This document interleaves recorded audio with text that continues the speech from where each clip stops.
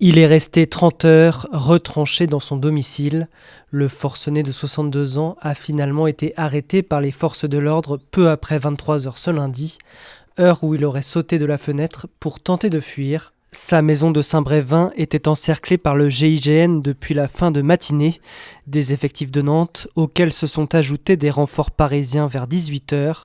Sur place ce lundi, certains brossent le portrait d'une personne solitaire, menaçante et déboussolée depuis la mort de sa mère il y a 2 ans. Il m'avait menacé avec un pistolet que j'ai vu l'espace d'un instant. Il m'a suivi en voiture pour voir où j'habitais et moi j'ai eu peur.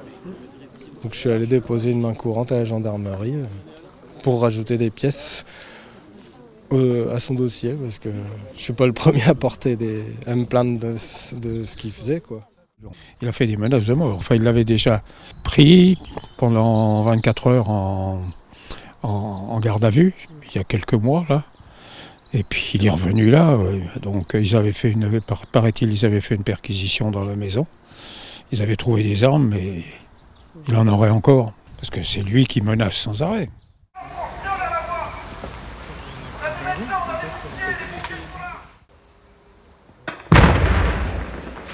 Durant des heures, les équipes du GIGN ont alterné entre périodes de négociation et coups de pression avec grenades assourdissantes et lancers de lacrymogènes. Tout est fait pour intercepter l'homme sans porter atteinte à son intégrité. Une mission parfaitement exécutée. Aucun blessé n'est à déplorer à l'issue de l'opération.